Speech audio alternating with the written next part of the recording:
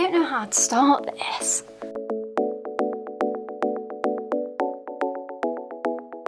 I think that's rolling, I'm not too sure, but hi guys, welcome to my YouTube channel and to Flo. So today's video is just going to be me basically introducing myself and Flo obviously and what it's all about, just so you guys have a better understanding. So Flo is basically a portfolio / marketing support page, community, whatever you want to call it. Actually, before I go into Flo, I'm just going to do a bit of a background as to like who I am and, you know, a bit of context because I feel like it might just be really random. So I'm Yasmin and I founded Flo when I was at university, but properly in January. So I'll just wind back to kind of where my interest for portfolios started. When I was in year 10, which I was aged around 15, I picked fashion and textiles as an option to study at school. And with that, we had to create a lot of portfolios. That was when it kind of sunk in for me that, oh, I really love doing portfolios and I'm really passionate about it. And obviously I had like no clue about design and stuff like that and marketing. But at the time, I just used to love presenting things through portfolios. So fast forward to sixth form, I studied media and business and English language at A-level, but I still really loved fashion, so I decided to pick fashion marketing at university, 6 hours away from home.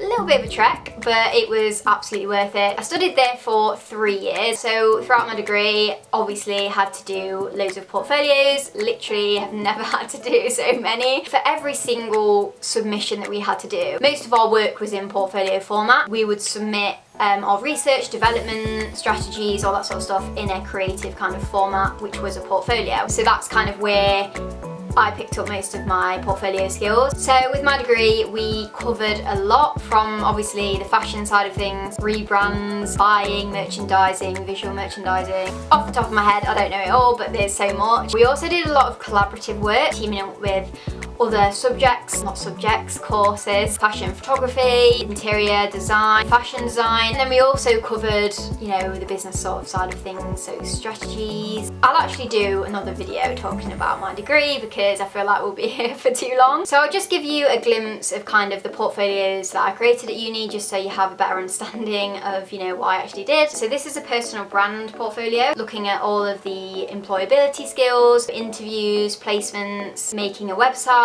just creating your own personal brand basically. So that's what this was all about. Then for my final major project, which I will explain in another video because it's going to be way too long, but this is another portfolio. And then this is my final major project one. So in a way, that one was kind of the reason why Flo is what it is today. I basically posted a TikTok showing that portfolio and it just blew up, I guess. And loads of people were really interested, reaching out to me, asking questions about it. You know, after posting that video, it kind of hit me that I could do something to help others and students and graduates and anyone who's, you know, looking to create a portfolio. So that's when it really sunk in for me. It was so nice to hear that my TikToks and my resources were able to actually help people. Obviously, I graduated last year into a pandemic, so I know the struggles of kind of finishing work and how difficult it's been for students. It's not been the easiest, and you know, there's limited resources available. I totally understood, and I feel like that's why Flo can be something more. But yeah, so basically that was kind of the reasoning behind why I changed what Flo was about. Before that TikTok, I never really considered showing my portfolio, and I never thought that it could be a possibility to actually help others. That kind of made me realise, oh wait, I could actually help people here, and that's basically what this YouTube channel is for. But aside from the TikTok and even before all of that, I really understood the importance of portfolios when I graduated uni. Anyone who's a graduate or even, you know, an industry professional or anyone who's in the job market at the minute, they understand, and you'll understand, that it's difficult and it can be so hard to get a job. You have those constant, you've been unsuccessful emails, rejection, and it's hard to kind of stay motivated and land a job in the first place when you've had no experience and they say you require experience, but how are you meant to get that? For me, I didn't have any previous marketing experience, none at all. Obviously I had my degree, but aside from that, I worked at Morrison's for 5 years in retail, but nothing marketing specific. I was really worried and I was like, I'm never gonna get a job. So yeah, it was one of those situations that I'm sure many of you can relate to. But luckily for me, I created a portfolio at uni and I landed an interview and decided, you know what, I'm gonna take my portfolio. By the way, for anyone who has a portfolio already and is debating taking it to an interview, take it. I cannot stress this enough.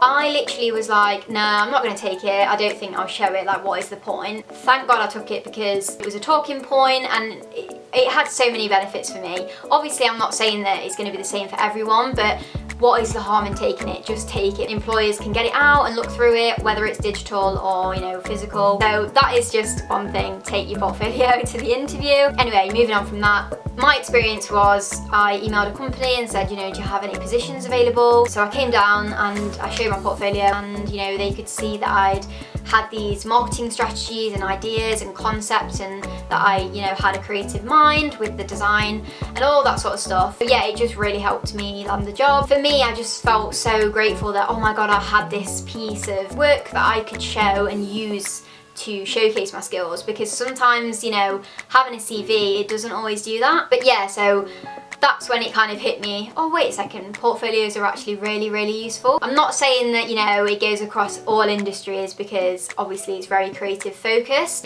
For marketing, design, roles in those kind of industries, even gaming and interior. But yeah, so that's basically my experiences in a nutshell. Obviously, if you guys want to hear more, I'm happy to expand on my uni experience or my industry experience and life as a marketing assistant or whatever you guys want to hear. But aside from that, I'm going to do videos that are portfolio focused. I'm going to go through my research and development portfolio, client facing ones, university ones, loads of different portfolio ideas for you guys. So yeah, it will basically just be a kind of portfolio / marketing guidance page for you guys, and that's basically the focus of what Flow is. And I promise that the videos will not be as boring as this. They're actually going to be hopefully a lot more useful, so you guys can create amazing portfolios that you can use to help you progress in your career. I feel like I'm just going to end this now because I've been talking for way too long. But if you do have any questions though, always feel free to follow me on Instagram and TikTok and just reach out to me, because I'm always happy to answer any questions you might have. And that's pretty much it.